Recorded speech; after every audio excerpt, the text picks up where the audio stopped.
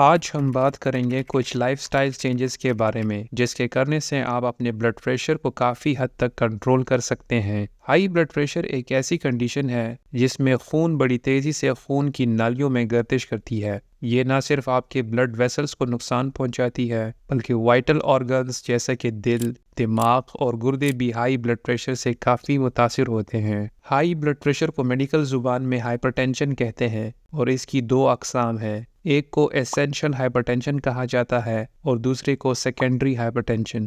Essential hypertension کی کوئی خاص وجہ نہیں ہوتی اور یہ ایک بندے کو بغیر کسی وجہ کے ہو سکتا ہے۔ دوسری طرف سیکنڈری ہائپرٹینشن کی ڈھیر ساری وجوہات ہو سکتی ہیں۔ مثلاً اگر کسی کو گردوں کا کوئی مسئلہ ہے اور گردے ٹھیک طریقے سے خون کی صفائی نہ کرے تو اس کی وجہ سے بلڈ پریشر بڑھ سکتا ہے اور اس قسم کے بلڈ پریشر کو سیکنڈری ہائپرٹینشن کہا جاتا ہے۔ اب بات کرتے ہیں کہ آپ اپنی روزمرہ زندگی میں ایسی کیا تبدیلیاں لا سکتے ہیں جس سے آپ کا بلڈ پریشر کنٹرول میں رہے۔ سب سے پہلے آپ کو چاہیے کہ آپ اپنے وزن کو ایک نارمل رینج میں رکھیں۔ ہائی بلڈ پریشر کی سب سے بڑی وجہ موٹاپا ہے۔ جب آپ کا ویٹ نارمل سے زیادہ ہو جائے تو یہ آپ کے جسم میں ہر ایک آرگن کو بری طرح متاثر کرتی ہے۔ وزن کے بڑھنے سے باڈی میں لپڈ پروفائل ڈی رینج ہوتا ہے جس کی وجہ سے بلڈ پریشر بڑھتا ہے۔ اس کے لیے ضروری ہے کہ آپ مہینے میں اپنا وزن لازمی چیک کریں تاکہ آپ کو آئیڈیا ہو سکے کہ آپ کو وزن کم کرنے کی ضرورت ہے یا نہیں۔ دوسرا کام جو آپ نے کرنا ہے وہ ہے ہیلتھی کھانوں کا استعمال۔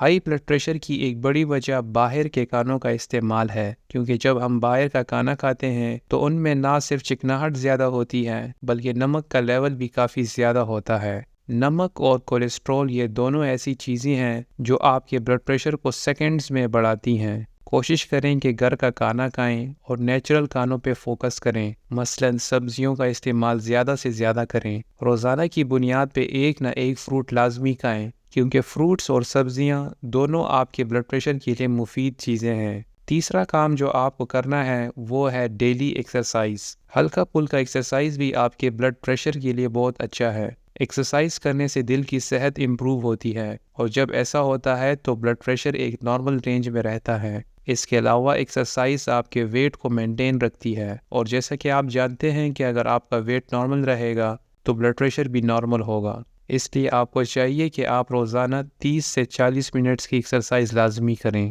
تمباکو نوشی سے دور رہیں کیونکہ سگریٹ ایک ایسی چیز ہے جو تمام بیماریوں کی جڑ ہے۔ سگریٹ کے استعمال سے خون کی نالیاں تنگ ہوتی ہیں جس کی وجہ سے بلڈ پریشر بڑھتا ہے۔